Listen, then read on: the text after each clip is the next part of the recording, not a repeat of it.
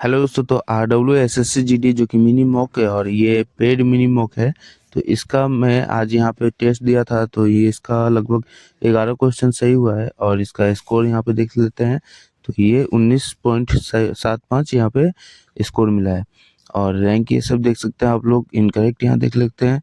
उसका यहाँ पे हम लोग करेंगे एनालिसिस, जो कि कितना सही हुआ है, कौन कौन गलत हुआ है और उसका एक्सप्लेनेशन भी देख लेते हैं। तो क्वेश्चन नंबर 1 देखते हैं यहाँ।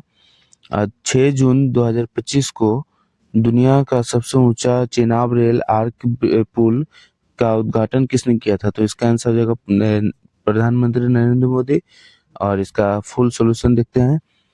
तो फुल सॉल्यूशन है, प्रधानमंत्री नरेंद्र मोदी ने 6 जून 2025 को जम्मू कश्मीर में चिनाब रेल ब्रिज का उद्घाटन किया और यह दुनिया का सबसे ऊंचा रेलवे आर्च ब्रिज है।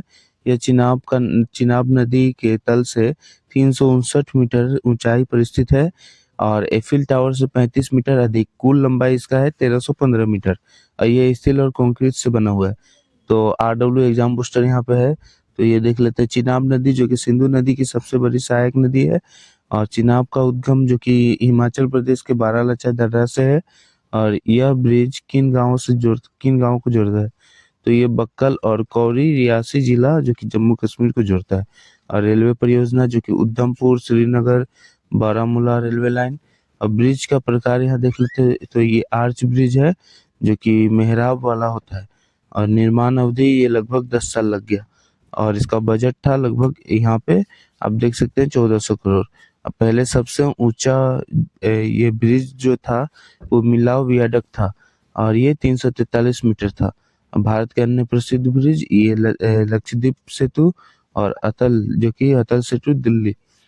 क्वेश्चन नंबर सेकेंड, तो यहाँ पे क्वेश्चन नंबर 2 देखते हैं। ये जो कि गलत हो गया है। तो यहाँ पे देखते हैं, फीफा विश्व कप मैच में सबसे तेज गोल जो कि 11वें सेकेंड में स्कोर करने का रिकॉर्ड किसके पास है? तो ये हो जाएगा हकन शकूर, जो कि हकन शकूर के पास ये है सबसे स्पीड गोल करने का खिताब। जो कि यहाँ पे देखिए हकन शकूर जो कि तुर्की का है, तुर्की का रहने वाला है ने 2002 में विश्व कप में दक्षिण कोरिया के खिलाफ 11 सेकंड में विश्व कप का सबसे तेज गोल स्कोर किया था और यह रिकॉर्ड आज तक अटूट है। और तीसरे स्थान के लिए खेले जाने वाले मैच में यह गोल 3-2 की जीत दिलाने की मदद की। मतलब 3-3 और 2 की गोल इसमें होता है गोल सिस्टम। तो RW एग्जाम बूस्टर यहाँ देख लेते हैं, हकन शुकुर का जन्म स्थल जो कि तुर्की है और विश्व कप 2002 में दक्षिण कोरिया में आयोजित हुआ और विजेता था ब्राजील। दूसरा सबसे तेज गोल जो कि यहाँ पे कौन है? कार्लोस वेला, जो कि 14 सेकंड में किया था, जो कि 2016 में कोपा अमेरिका में किया था। पेले का विश्व कप गोल जो कि 12 गोल है और ये इस सर्वकालिक सबसे ज्यादा है। और क्रिस्टियानो रोनाल्डो जो कि यहाँ पे 5 विश्व कप खेले हैं। फाइनल मबप जो कि काइलन मबप्पे जो कि 2018 विश्व कप के सर्वश्रेष्ठ नए खिलाड़ी है। और विश्व कप 2026 में अमेरिका कनाडा मेक्सिको में हुआ था और पहला विश्व कप जो कि 1930 में उरुग्वे में हुआ था। और भारत की विश्व कप विशिष्ट जो कि 1950 में था और ये हारा हुआ था। मतलब भारत का विश्व कप प्रविष्ट जो कि 1950 में हारा हुआ। तुर्की की सर्वश्रेष्ठ परफॉर्मेंस जो कि 2002 में विश्व कप तीसरा स्थान पर है। क्वेश्चन नेक्स्ट, क्वेश्चन 3, भारतीय संविधान में अवशिष्ट शक्तियों का विचार देश के संविधान से लिया गया है। तो ये कनाडा के संविधान से लिया हुआ है और कनाडा यहाँ पे देख लेते हैं। तो और भी अन्य फैक्ट, कनाडा के संविधान से अवशिष्ट शक्तियों जो कि रेसिडुअल पावर का विचार लिया गया है। अब भारतीय संविधान के अनुच्छेद 248 में कहा गया है कि कुछ विषय केवल संघ जो कि केंद्र के क्षेत्राधिकार में आते हैं और कनाडा में यह अव्यवस्था अवशिष्ट शक्तियां केंद्र को प्राप्त है और यह संघीय संरचना अपकेंद्रीय रूप है जहां केंद्र राज्यों से मजबूत है। और RW एग्जाम बूस्टर जो कि यहाँ पे देख लेते हैं। तो संघ सूची जिसको यूनियन लिस्ट कहते हैं 100 विषय दिया हुआ है, लेकिन मूल रूप से 97 विषय काम होता है, जैसे कि रक्षा, विदेश नीति, डाकघर, इसमें संशोधन हो सकता है। राज्य सूची जो कि स्टेट लिस्ट कहा जाता है, ये 61 विषय मतलब दिया हुआ है और मूल रूप से 66 विषय इसमें से सुधार होता है, जिसमें पुलिस हो गया, कृषि हो गया, स्थानीय शासन हो गया, ये सब मेन हो गया। समवर्ती सूची जो कि कॉन्करेंट लिस्ट कहते हैं, और इसमें स्टेट और राज्य दोनों कानून बना सकते हैं मिलके, तो इसको बोलते हैं समवर्ती सूची, जिसको कॉन्करेंट लिस्ट भी कहते हैं। अनुच्छेद 251 में समवर्ती सूची का संघ का कानून प्रमुख है। अनुच्छेद 254 में राज्य कानून राष्ट्रपति की स्वीकृति से ही लागू होगी। और अनुच्छेद यहाँ पे दिया हुआ है। और भारत की संघवादी प्रणाली जो कि केंद्र को अधिकार शक्ति आप केंद्रीय है, और कनाडा की विशेषता जो कि संघवाद राजशाही जो कि ब्रिटिश पारंपरिक है, अमेरिका से लिया गया है। अमेरिका से लिया गया है, यहाँ पे देख लेते हैं क्या क्या लिया गया है। तो मौलिक अधिकार लिया गया है, न्यायिक समीक्षा लिया गया है अमेरिका से। उसके बाद ब्रिटेन से लिया गया है तो संसदीय व्यवस्था और संप्रभु संसद। उसके बाद आयरलैंड से लिया गया है, यहाँ पे राज्य की नीति निर्देशक तत्व जो कि डीपीएसपी भी बोलते हैं। क्वेश्चन में नेक्स्ट देखते हैं, क्वेश्चन 4। 2001 की जनगणना के अनुसार लिंग अनुपात प्रति 1000 पुरुषों पर डैश महिलाएं हैं, तो ये 933 हो जाएगा। इसका आंसर हो जाएगा 933।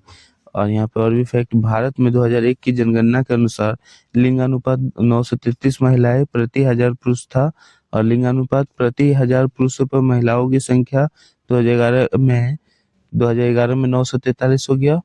और 2022 के आर्थिक सर्वेक्षण के अनुसार 1020 तक पहुंच गया है।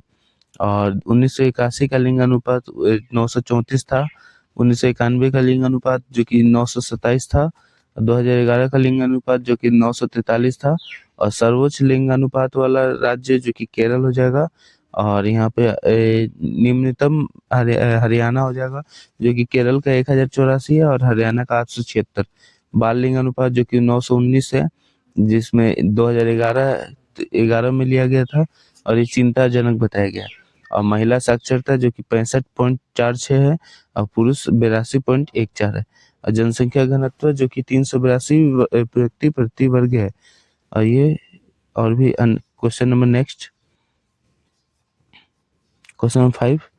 तो यहाँ पर देखिए, एक माध्यम से दूसरे माध्यम पर में जाने वाले मूल पथ से प्रकाश के विचलन की घटना डैश कहलाती है, तो इसको रिफ्लेक्शन कहलाती है, जो कि यहाँ पे देख लेते हैं। अन्य RW exam booster full solution. अपवर्तन जिसको रिफ्लेक्शन भी कहा जाता है, वो घटना है और जिसमें प्रकाश की किरण विरल माध्यम वायु से सघन माध्यम जल में अविलंब हो जाता है, अविलंब की ओर मुड़ती है। सघन की विरल माध्यम की अविलंब से दूर मुड़ती है। स्नेल की नियम जो कि n1 sin theta 1 equal n2 sin theta 2। Pencil को पानी के गिलास में रखने से टेढ़ी दिखती है, इसी कारण। तो RW एग्जाम बूस्टर यहाँ पे देखते हैं। परावर्तन जिसका समान माध्यम में वापसी, जिसको रिफ्लेक्शन कहते हैं। और विवर्तन जो कि डिफ्रैक्शन कहते हैं। तो ये हो जाएगा बाधा के पास प्रकाश को मुड़ना। और स्कैटरिंग जिसको कणों से टकराकर बिखरना। और इसमें रिफ्रैक्टिव इंडेक्स जो कि हवा का 1 है, पानी का 1.33 है, और यहाँ पे कांच का है 1.5, हीरा का है 2.42। और कुल आंतरिक परावर्तन जिसको TIR भी कहते हैं। और जब प्रकाश सघन विरल हो जाए तो महत्वपूर्ण कोण से अधिक हो जाता है। और महत्वपूर्ण कोण कितना है पानी के लिए? 49 डिग्री है। और यहाँ पे देखिए, फाइबर ऑप्टिक्स जो कि TIR जो कि कुल आंतरिक परावर्तन के सिद्धांत पर कार्य करता है। लेंस हो जाएगा अपवर्तन से काम करते हैं। और प्रिज्म अपवर्तन से इंद्रधनुष बनाता है। और मेरिचिका जो कि मिरेज होता है, तो ये गर्म हवा की परिवर्तन परतों का अपवर्तन कहता है। Question number 6। Rajeev Janardan is an Indian classical jazz player of the Imdad Khani घराना, तो ये सितार हो जाएगा, सितार प्लेयर हो जाएगा। राजीव जनार्दन इमदाद खानी घराने का एक भारतीय शास्त्रीय सितार वादक है। और इसका फुल सॉल्यूशन देखते हैं। पंडित राजीव जनार्दन हिंदुस्तानी शास्त्रीय संगीत के प्रतिपादक है और इमदाद खानी घराने की अपनी पीढ़ी को सबसे महान सितार और सुरबहार वादकों में से एक है, और मतलब एक के रूप में पहचाने जाते हैं। और इमदाद खानी घराना इस सितार का सबसे प्रसिद्ध घराना है। और आरडब्ल्यू एग्जाम मिस्टर, जो कि यहाँ पे भारत का प्रसिद्ध सितार वादक रविशंकर, अनुष्का शंकर, अन्नपूर्णा देवी है। इमरान खानी घराना का है सितार के सबसे प्रसिद्ध घराना, जो कि अली बख्श खान द्वारा स्थापित हुआ था। और तबला का प्रसिद्ध शख्सियत जो कि जाकिर हुसैन हो जाएगा। बांसुरी जिसको फ्लूट भी कहते हैं वो हरिप्रसाद चौरसिया, राघव मेहरा। और हारमोनियम हो जाएगा सतरंग, सदरंग, संदरंग। सुरबहार हो जाएगा सितार का बड़ा संस्करण। संगीत के 8 घराने जो कि दिल्ली, आगरा, लखनऊ और इमदाद खानी और भी 4 है। शास्त्रीय नृत्य का प्रकार जो कि भरतनाट्यम, कथक, भरतनाट्यम तमिलनाडु, कथक आपका यूपी, कथकली केरल, कुचिपुड़ी यहाँ पे आंध्र प्रदेश, मोहिनीअट्टम केरल, छऊ मणिपुर। क्वेश्चन नंबर यहाँ सॉरी राष्ट्रीय संगीत दिवस जो कि 6 नवंबर को मनाया जाता है। विष्णु दिगंबर पुरस्कार का जन्मदिन, पुरस्कार का जन्मदिन। और संगीत नाटक एकेडमी जो कि राष्ट्रीय संगीत संस्थान दिल्ली, नई दिल्ली में हेडक्वार्टर इसका नई दिल्ली में। Question number next, the meaning of Tamil word Moovendar mention in Sangam poems is. तो संगम कविताओं में वर्णित तमिल शब्द मूवेंदर का अर्थ डैश है। तो ये 3 मुखिया हो जाएगा, 3 मुखिया हो जाएगा। और यहाँ पे अन्य फैक्ट, संगम कविताओं में मूवेंदर का अर्थ 3 मुखिया है। यह शब्द 3 प्रमुख शासक वंशों जो कि चोलो, जिसको चोल कहते हैं, चेरो जो कि चेरा, उसका पांड्य जिसको पांडे भी कहते हैं, पांडे। तो पांडे के प्रमुख के लिए प्रयुक्त होता है। और ये तीनों राजवंश दक्षिण भारत के सबसे शक्तिशाली राजवंश थे। और इसका आरडब्ल्यू एग्जाम बूस्टर देखते हैं। तो आरडब्ल्यू एग्जाम बूस्टर है संगम साहित्य जो कि तमिल साहित्य का सबसे प्राचीन रूप था और 300 बीसी से 300 एडी तक था। चोल वंश जो कि दक्षिण का सबसे शक्तिशाली साम्राज्य था। चोलों की राजधानी पोम्पई या फिर तांजोर था। चोल काल का प्रसिद्ध शासक जो कि राजराज प्रथम, राजेंद्र प्रथम था। और पांडे वंश जो कि मदुरई का केंद्र बनाया, मदुरई को केंद्र बनाया। चेर वंश जो कि केरल में शक्तिशाली था। संगम की भाषा जो कि प्राचीन तमिल। उसका बाद महाभारत में दक्षिण का नाम जो कि द्रविड़ भूमि था। और प्राचीन दक्षिण भारत का स्वर्ण काल जो कि संगम काल था। और मौर्य साम्राज्य में समकालीन जो कि संगम काल था। Question number 8, Which of the following fundamental rights is related to prohibiting human trafficking and forced labor and other types of forced labor? निम्नलिखित में से कौन सा मौलिक अधिकार मानव तस्करी, बेगार और अन्य प्रकार के जबरन श्रम को प्रतिबंधित करते हैं? तो ये हो जाएगा यहाँ पे यहाँ पे शोषण के विरुद्ध अधिकार, जिसको राइट अगेंस्ट एक्सप्लॉयटेशन भी कहते हैं। और इसका फुल सॉल्यूशन देखते हैं। तो अनुच्छेद 23 और 24, अनुच्छेद 23 और 24 शोषण के विरुद्ध मौलिक अधिकार प्रदान करता है। अनुच्छेद 23 में मानव के दुर्व्यापार और बाल जो कि बाल श्रम का प्रतिषेध। और अनुच्छेद 24 में कारखानों, खानों और निर्माण कार्यों में बच्चों का नियोजन का प्रतिषेध। और यह अधिकार सभी को सुरक्षा देता है। यहाँ पे अन्य फैक्ट देख लेते हैं आरडब्ल्यू एग्जाम बूस्टर। लेकिन मौलिक अधिकार कितना, आर्टिकल 12 से 35 तक दिया हुआ है। 6 प्रकार का संविधान जो कि भाग 3 में दिया हुआ है। समानता का अधिकार जो कि 14 से 18 में दिया हुआ है। और कानून के समक्ष समानता दिया हुआ है। स्वतंत्रता का अधिकार जो कि आर्टिकल 19 से 22 में दिया हुआ है, जो कि बोलने, लिखने और सभा की स्वतंत्रता। शोषण के विरुद्ध अधिकार जो कि 23 से 24 में दिया हुआ है, जो कि दास्ता निषेध, बाल श्रम निषेध और धार्मिक स्वतंत्रता। यहाँ पे आर्टिकल 25 से 28 में दिया हुआ है। सभी धर्मों का सम्मान अधिकार। सांस्कृतिक अधिकार जो कि 29 से 30 तक दिया हुआ है, जो कि अल्पसंख्यकों को संरक्षण। संवैधानिक उपचार जो कि आर्टिकल 32 में दिया हुआ है। सुप्रीम कोर्ट में याचिका का अधिकार। पार्ट 4 डीपीएसपी जो कि नीति निर्देशक तत्व किंतु बाध्य नहीं। ये आपका यहाँ पे दिया हुआ है। पार्ट 4A जो कि मूल कर्तव्य, जो कि 11 मूल कर्तव्य है, 42वें संशोधन 1976 के तहत जोड़ा गया है। राज्य के अधिकार जो कि अनुच्छेद 371 में। Question number 9, in the northern and northwestern part of India, dash is the main food crop। तो ये गेहूं हो जाएगा। भारत के उत्तरी और उत्तर पश्चिमी भाग में गेहूं मुख्य खाद्य फसल है। तो इसका आंसर हो जाएगा गेहूं। RW एग्जाम बूस्टर, गेहूं एक रबी फसल जो कि अक्टूबर मार्च में होता है और इस भारत में उत्तर और उत्तर पश्चिमी भाग में प्रमुख खाद्य फसल है। और पंजाब, हरियाणा, उत्तर प्रदेश और राजस्थान गेहूं के प्रमुख उत्पादक राज्य है।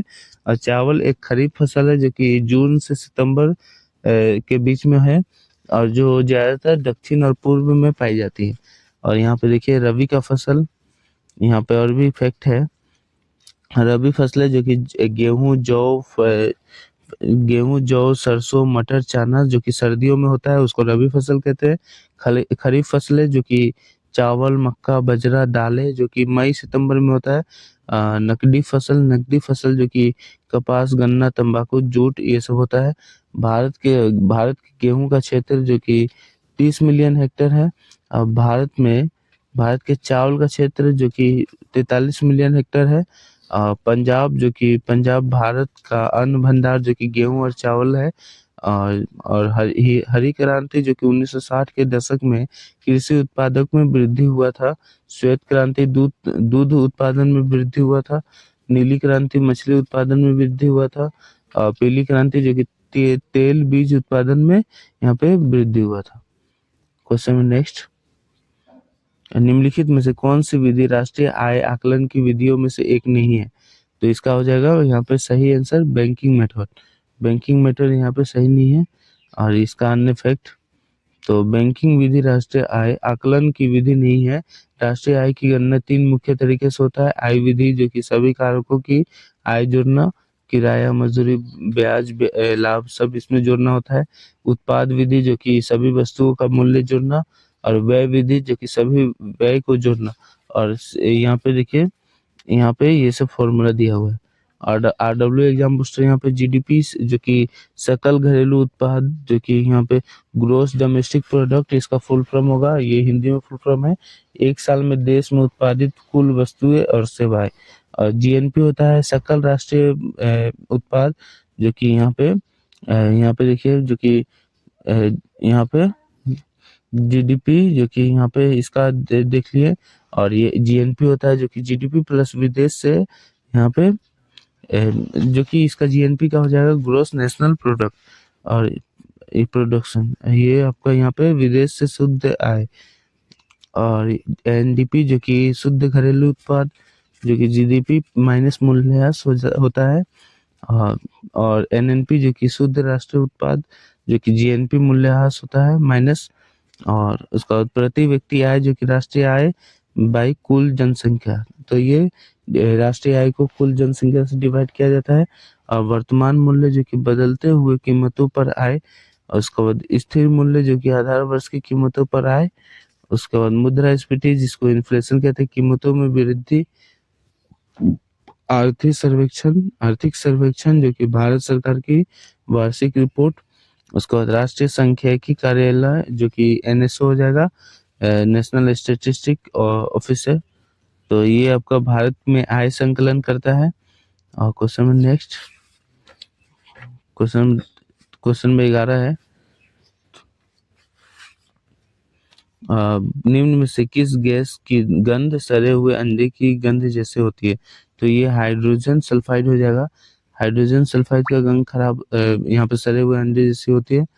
और अन्य फैक्ट, हाइड्रोजन सल्फाइड जिसको H2S एक रंगहीन गैस है जिसकी गंध सड़े हुए अंडे जैसी होती है। ये ज्वालामुखी गैस की प्राकृतिक गैस में पाई जाती है। यहाँ पे कार्बनिक पदार्थ जैसे कि अंडे, सब्जियां ऑक्सीजन की अनुपस्थिति में सड़ते हैं तो यह गैस बनती है। यह विषैली और ज्वलनशील होती है। और इसका अन्य इफेक्ट जो कि लाफिंग गैस जिसको N2O भी कहते हैं, नाइट्रस ऑक्साइड, गोबर गैस जिसको बायोगैस भी कहते हैं। और ये CH4 होता है, मीथेन मुख्य रूप से। और LPG जिसको प्रोपेन C3H3 के नाम से जानते हैं, प्लस ब्यूटेन C4H10 होता है। CNG जो कि कंप्रेस नेचुरल गैस मीथेन।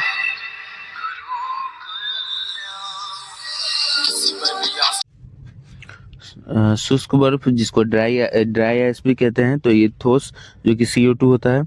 अब बैलूनों में हीलियम गैस होती है जो कि सबसे हल्की गैस होती है। और वेल्डिंग में आर्गन गैस की यहाँ पे यूज होता है। अब बत्ती को पकाने में एथिलीन जो कि C2H4 का यूज होता है। और अश्रु गैस जो कि अमोनिया कहते हैं, और ये आपका क्लोरोप्रोकिन यहाँ पे पिक्रिन यहाँ पे होता है।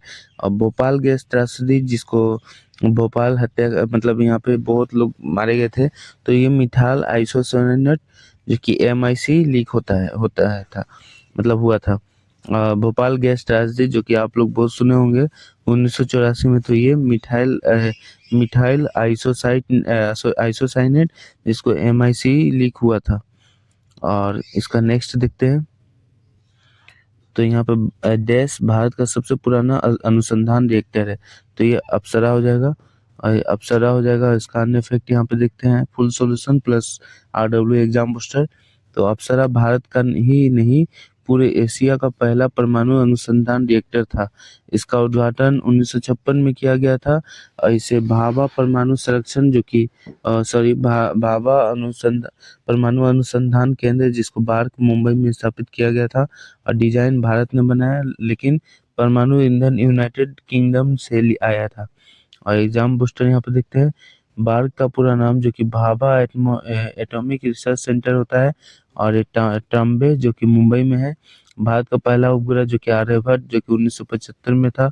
इसरो की स्थापना 1969 में हुआ था। इसरो का मुख्यालय बेंगलोर में है। और अंतरिक्ष में जाने वाले पहला भारतीय जो कि राकेश शर्मा है, जो कि 1984 में गए थे। और चंद्रयान 3 जो कि चंद्रमा के दक्षिणी ध्रुव पर उतरा था और 2023 में उतरा था। और पहला परमाणु परीक्षण जो कि पोखरण में राजस्थान में हुआ था 1974 में। किसके टाइम में हुआ था, तो ये इंदिरा गांधी प्राइम मिनिस्टर थी यहाँ। तो दूसरा परमाणु परीक्षण जो कि पोखरण 2 नाम रखा गया, ये 1998 में कोड ऑपरेशन शक्ति द्वारा किया गया था। इसमें इनके टाइम में मतलब अटल बिहारी वाजपेयी प्रधानमंत्री थे तब की बात है। और परमाणु कार्यक्रम के जनक जो कि होमी जहांगीर भाभा होता है। और अंतरिक्ष कार्यक्रम के जनक जो कि विक्रम साराभाई है। परमाणु कार्यक्रम के जनक होमी जहांगीर भाभा है और अंतरिक्ष कार्यक्रम के जनक विक्रम साराभाई है। तो नेक्स्ट क्वेश्चन देखते हैं। Who was the last Sultan of Lodhi dynasty. तो लोधी डायनेस्टी का अंतिम सुल्तान कौन था, तो ये इब्राहिम लोधी हो जाएगा। और इब्राहिम लोधी इसका राइट आंसर हो जाएगा। और यहाँ पे full solution plus RW exam booster देखते हैं। इब्राहिम लोधी जो कि 1517 से 1526 ईस्वी तक लोधी वंश का अंतिम शासक था। और 1526 ईस्वी में पानीपत के प्रथम युद्ध में बाबर ने इब्राहिम लोधी को हराकर मुगल वंश की स्थापना की। और इब्राहिम लोधी युद्ध के मैदान में मारा जाने वाला दिल्ली सल्तनत का एकमात्र सुल्तान था। उसका मकबरा पानीपत में है। और लोधी वंश के संस्थापक जो कि बहलोल लोधी है, जिसका यहाँ पे लोधी वंश यहाँ पे 1451 से 1489 तक चला था। मतलब बहलोल लोधी का यहाँ पे कार्यकाल 1451 से 1489 तक था।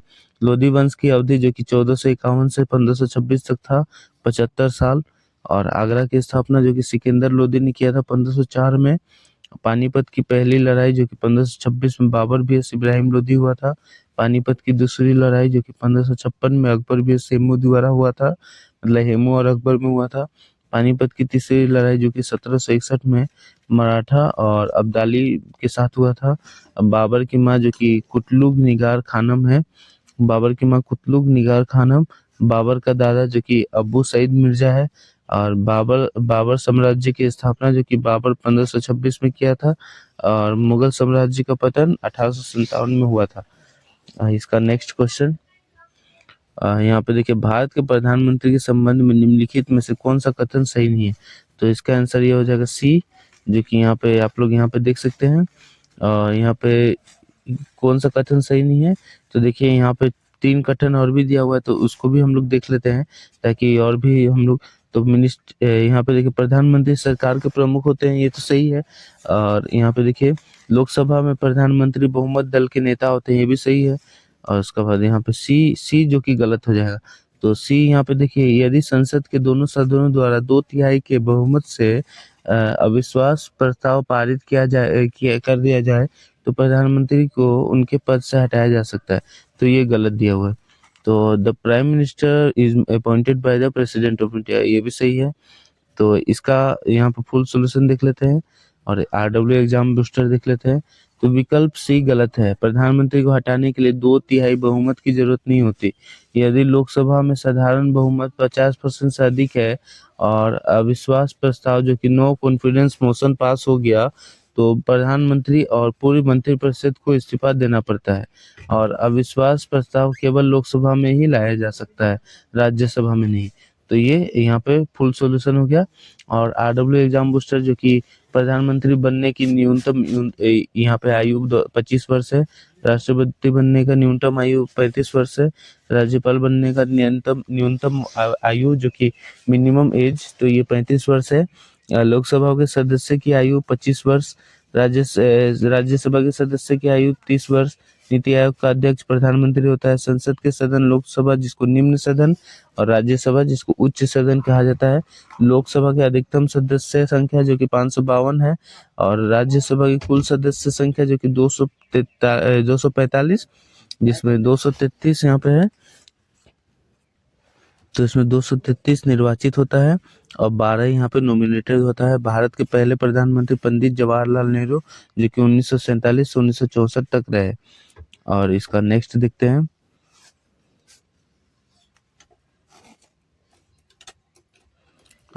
महादेव की पहाड़ियाँ मुख्य रूप से किस राज्य में फैली हुई है? तो इसका आंसर हो जाएगा मध्य प्रदेश। महादेव की पहाड़ियाँ मध्य प्रदेश में फैली हुई है मुख्य रूप से। यहाँ पे फुल सॉल्यूशन महादेव पहाड़ियाँ मध्य प्रदेश राज्य में स्थित है और यह सतपुरा पर्वत श्रेणी का एक भाग है। मध्य प्रदेश का प्रसिद्ध हिल स्टेशन पचमढ़ी है और इन्हीं पहाड़ियों पर स्थित है। यहाँ भगवान शिव का प्रसिद्ध मंदिर भी है। यह पहाड़ियाँ बलुआ पत्थर से निर्मित है। और इसका यहाँ पे देखिए मध्य प्रदेश की राजधानी भोपाल है और मध्य प्रदेश को कहा जाता है तो ये टाइगर स्टेट कहा जाता है, जिसको बाघों के लिए कहा जाता है। और नर्मदा नदी का उद्गम स्थल जो कि अमरकंटक के मध्य प्रदेश में धुआंधार जलप्रपात जो कि नर्मदा नदी पर है। और सांची का स्तूप मध्य प्रदेश में है, अशोक ने बनवाया था। सतपुरा की रानी जो कि पचमढ़ी को कहा जाता है। अरावली का सबसे ऊंचा चोटी जो कि गुरु शिखर जो कि राजस्थान में है और ये 1722 मीटर है। और विंध्य पर्वत श्रेणी जो कि मध्य भारत में पूर्व पश्चिम में है। अब भारत का हृदय प्रदेश जो कि मध्य प्रदेश को कहा जाता है। भारत का सबसे ऊंची चोटी जिसको भारत में है ये केटू गोडविन ऑस्टिन जो कि 8611 मीटर है। और दुनिया का सबसे ऊंचा चोटी तो ये माउंट एवरेस्ट हो जाएगा। अब भारत का हो जाएगा केटू। तो इसका नेक्स्ट देखते हैं। What is the full form of GSTIN in relation to GST? तो GST के संबंध में GSTIN का पूर्ण रूप क्या होता है? तो इसका आंसर हो जाएगा ये goods and service tax identification number. और इसका फुल सॉल्यूशन देखते हैं। फुल सॉल्यूशन यहाँ पे है। तो फुल सॉल्यूशन GSTIN का पूरा नाम गुड्स एंड सर्विस टैक्स हो जाएगा और इस goods and service tax identification number हो जाएगा। जब कोई व्यापारी GST में रजिस्ट्रेशन कराता है तो उसे एक 15 अंकों का नंबर मिलता है, उसे GSTIN कहते हैं। और उसमें पहले 2 अंक राज्य का कोड होता है, जैसे यूपी 09 हो गया, दिल्ली 07 हो गया। और उसका यहाँ पे इसका बाद बाकी सब होता है तो नंबर होता है। तो आरडब्ल्यू एग्जाम बूस्टर देख लेते हैं। GST का फुल नेम जो कि गुड्स एंड सर्विस टैक्स होता है, जो कि हिंदी में होगा वस्तु एवं सेवा कर। भारत में GST कब लागू हुआ? तो 1 जुलाई 2017 को लागू हुआ था। और GST किस प्रकार का कर है? तो ये अप्रत्यक्ष जो कि इनडायरेक्ट टैक्स है। GST के 4 स्तर जो कि 0%, 5%, 18%, 40%। और इसमें पान का पूरा नाम जो कि परमानेंट अकाउंट नंबर है जो कि 10 अंक का होता है। और RBI का पूरा नाम reserve bank of India. RBI का मुख्यालय जो कि मुंबई के दादर में है। नोटबंदी कब हुआ? तो ये 8 नवंबर 2016 को हुआ था। रुपए का चिन्ह जो कि ऐसा चिन्ह दिया हुआ है तो ये उदय कुमार ने किया था, डॉक्टर उदय कुमार होगा शायद। तो GDP का पूरा नाम ग्रोस डोमेस्टिक प्रोडक्ट हो जाएगा। Next question number 17, Sangrai is a folk dance of which state of India? तो ये आपका यहाँ पे त्रिपुरा हो जाएगा। तो त्रिपुरा का डांस है, लेकिन यहाँ पे गलत हो गया मेरा। तो यहाँ पे देखते हैं संगराई त्रिपुरा राज्य का एक प्रसिद्ध लोक नृत्य है। लोक नृत्य जो कि यहाँ पे मोग आदिवासी समुदाय द्वारा किया जाता है। यह नृत्य अप्रैल महीने के संगराई उत्सव के दौरान किया जाता है और जो बंगाली कैलेंडर के नए साल का स्वागत करता है। तो इसका अन्य फैक्ट यहाँ पर देखते हैं जो कि RW एग्जाम बूस्टर बिहू जो कि असम के त्योहार है और ये वसंत ऋतु का त्योहार है। भांगड़ा या फिर गिद्दा पंजाब के वसंत का उत्सव है। उसके बाद गरबा या फिर डांडिया गुजरात नवरात्रि में। घूमर या फिर कालबेलिया ये राजस्थान का है। लावनी या फिर तमाशा ये आपका महाराष्ट्र का है। रौफ ये जम्मू कश्मीर का है। कथक ये उत्तर प्रदेश का उत्तर भारत का शास्त्रीय नृत्य भी है। उसके बाद कथकली मोहिनीअट्टम जो कि केरल का है और यहाँ पे भारतनाट्यम जो कि तमिलनाडु का है और सबसे पुराना शास्त्रीय नृत्य है भारतनाट्यम। कुचिपुड़ी जो कि यहाँ पे आंध्र प्रदेश का है। यक्षगान जो कि कर्नाटक का है। और नेक्स्ट देख लेते हैं Metamorphosis in frog is control by. तो मेढकों के रूपांतरण किसके द्वारा नियंत्रित होता है? तो ये हो जाएगा थायॉक्सिन द्वारा नियंत्रित होता है। तो यहाँ पे फुल सॉल्यूशन और RW एग्जाम बूस्टर।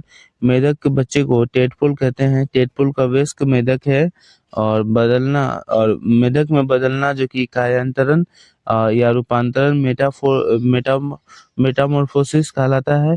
और इस प्रक्रिया के लिए थायरोक्सिन नामक जिम्मेदार है। थायरोक्सिन नामक हार्मोन जिम्मेदार है जो थायराइड ग्रंथि से निकलता है। थायरोक्सिन बनने के लिए पानी में आयोडीन का होना जरूरी है। और यहाँ पे देखते हैं RW एग्जाम बूस्टर जो कि लरो या उरो हार्मोन जिसको यहाँ पे एड्रेनेलिन जो कि फाइट और फ्लाइट के नाम से जानते हैं। मास्टर ग्रंथि जिसको पीयूष ग्रंथि कहते हैं, जिसको पिट्यूटरी ग्लैंड भी कहते हैं, जो कि मस्तिष्क में होता है। मस्तिष्क में इंसुलिन की कमी से होता है। मधुमेह जो कि डायबिटीज होता है। आयोडीन की कमी से होता है। यहाँ पे घेंगा जिसको गोइटर भी कहते हैं, जिससे गले में सूजन आयोडीन की कमी से होता है। रतौंधी जिसको विटामिन A की कमी से कहते हैं। बेरी जिसको विटामिन B1 से कहते कमी के कारण होता है। यहाँ पे स्कर्वी जो विटामिन C की कमी से स्कर्वी होता है। और रिकेट्स जो विटामिन D की कमी से होता है। खून का थक्का जमना यानी कि विटामिन K की कमी से होता है। और सर्वदाता रक्त समूह जो कि AO नेगेटिव है, ये किसी को भी रक्तदान कर सकता है जिसको सर्वदाता रक्त समूह कहते हैं। और सर्वग्राही रक्त समूह जिसको AB पॉजिटिव कहते हैं। तो ये AB पॉजिटिव किसी से भी यहाँ पे रक्त ले सकता है या फिर ब्लड ले सकता है। ओ नेगेटिव ये किसी को भी ब्लड दे सकता है।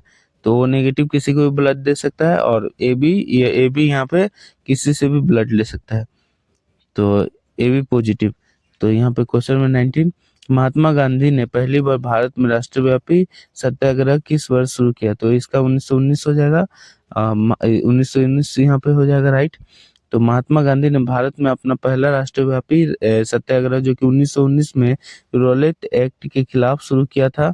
और रोलेट एक्ट को काला कानून कहा जाता था क्योंकि इसमें बिना किसी दलील और वकील के किसी को भी जेल में डाला जा सकता था। और चंपारण 1917 में था, लेकिन वह क्षेत्रीय आंदोलन था। मतलब नोट 1917 में चंपारण आंदोलन था, वह क्षेत्रीय आंदोलन था। और यहाँ पे गांधी जी से रिलेटेड अन्य फैक्ट और जिसको RW एग्जाम बूस्टर भी कहते हैं। गांधी जी भारत कब लौटे? तो ये 9 जनवरी 1915 को लौटे थे। और चंपारण सत्याग्रह 1917 को हुआ था। जलियांवाला बाग हत्याकांड 13 अप्रैल 1919 को हुआ था अमृतसर में। असहयोग आंदोलन ये 1920 में हुआ था। चौरी चौरा कांड जो कि 1922 में हुआ था। दांडी मार्च जो कि यहाँ पे 1930 में हुआ था। गांधी इरविन समझौता जो कि 1931 में हुआ था। भारत छोड़ो आंदोलन या फिर और इसी में गांधी जी ने करो या मरो का नारा भी दिए थे, तो ये 1942 में दिए थे। और 1942 में हुआ था ये भारत छोड़ो आंदोलन। गांधी जी के राजनीतिक गुरु थे गोपाल कृष्ण गोखले। महात्मा गांधी की उपाधि ये रविंद्रनाथ टैगोर ने दिए थे महात्मा गांधी का उपाधि। क्वेश्चन 20, यहाँ पे देखिए निम्नलिखित में से कौन मौलाना अबुल कलाम आजाद की आत्मकथा है? तो ये हो जाएगा इंडिया विंस फ्रीडम, ये आत्मकथा हो जाएगा। तो किसका? तो मौलाना अबुल कलाम आजाद। तो India wins freedom Maulana Abul Kalam Azad की प्रसिद्ध आत्मकथा है। वे वे स्वतंत्र भारत के पहले शिक्षा मंत्री थे। उनका जन्मदिन 11 नवंबर को राष्ट्रीय शिक्षा दिवस के रूप में मनाया जाता है। उन्हें 1992 में भारत रत्न भी दिया गया था, जो कि मरणोपरांत में दिया था। डिस्कवरी ऑफ इंडिया ये कौन लिखे थे? ये पंडित जवाहरलाल नेहरू लिखे थे। माई एक्सपेरिमेंट्स विथ ट्रूथ ये महात्मा गांधी ने लिखा था। विंग्स ऑफ फायर ये एपीजे अब्दुल कलाम। गीतांजलि रविंद्रनाथ टैगोर। आनंद मंथ बंकिम चंद्र चटर्जी। और वंदे मातरम यहीं से लिया गया है, आनंद मंथ से। और रविंद्रनाथ टैगोर को सबसे पहले नोबेल पुरस्कार मिला था, जो कि 1913 में मिला था। अर्थशास्त्र है, जो कि कौटिल्य लिखा था। पंचतंत्र विष्णु शर्मा। रामचरितमानस तुलसीदास। महाभारत वेद व्यास। गोदान गबन जो कि मुंशी प्रेमचंद। तो आशा कर हम लोग यहाँ पे देखिए 20 क्वेश्चन कंप्लीट कर चुके हैं। तो आशा करता हूँ आपको ये चीज अच्छा लगा होगा। अगर अच्छा लगा तो वीडियो को लाइक करें, चैनल को सब्सक्राइब करें। फिर मिलते हैं अगले वीडियो में। जय हिंद।